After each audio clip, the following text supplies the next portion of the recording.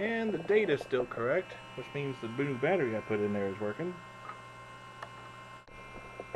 You know what? Before we format the hardware, we know the hard drive's working now. Let's go ahead and make this a little more permanent. I've already taken out the screws. The screws in the little metal bracket that holds on both sides of the disk drive holds the rails in. Go ahead and power this off so you can freaking hear me.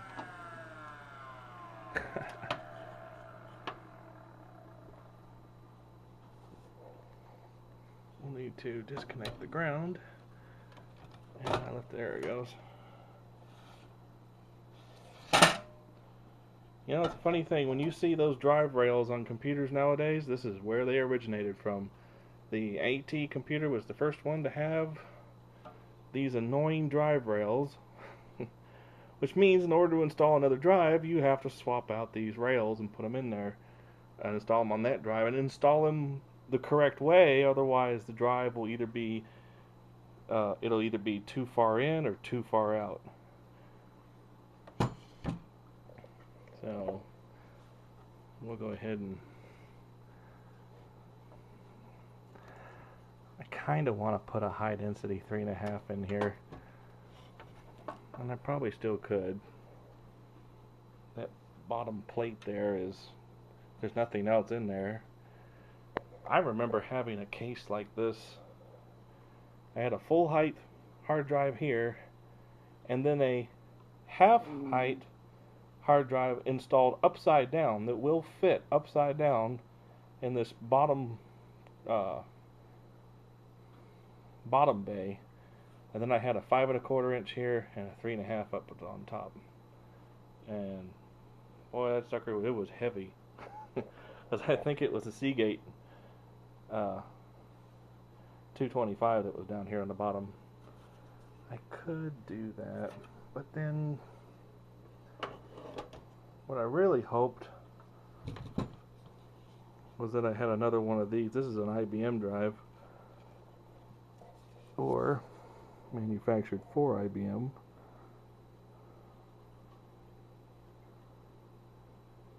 Made in Japan. Yeah, manufactured for IBM.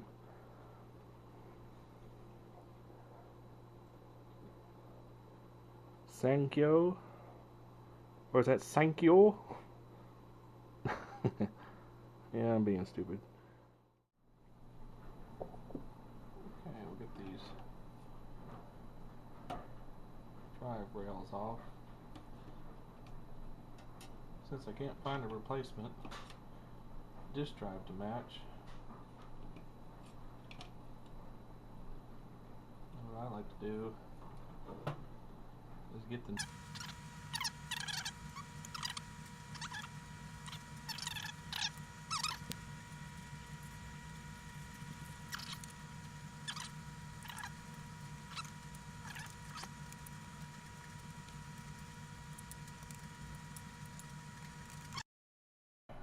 we can take this old disk drive and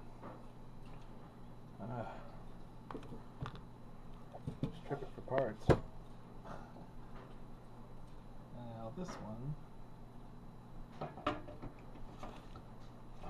will slide all the way in, and it's even, which is what we want, and then we'll get that out of the way before.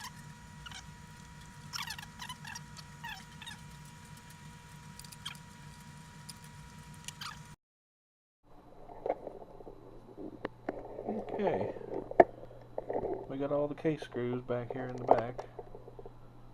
I'll put back where they're supposed to be. This computer actually only had, when I got it, it only had the video card and the floppy and hard drive controller. It did not come with a serial port or a parallel port, which I've actually never seen one so basic like that.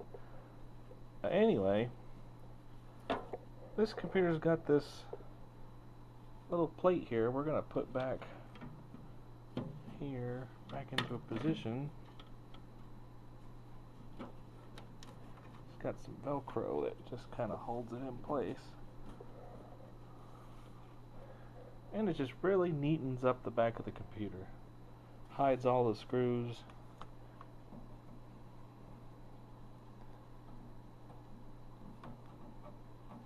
Hello. Oh well, it helps if you plug it in right side up.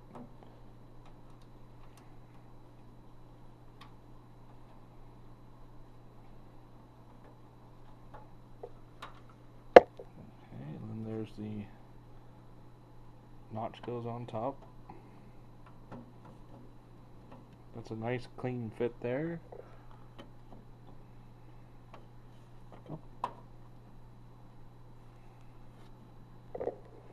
Oh, get in there, you. There we go. And I guess if you were really enthusiastic, you could peel off that 5170 sticker and stick it right there.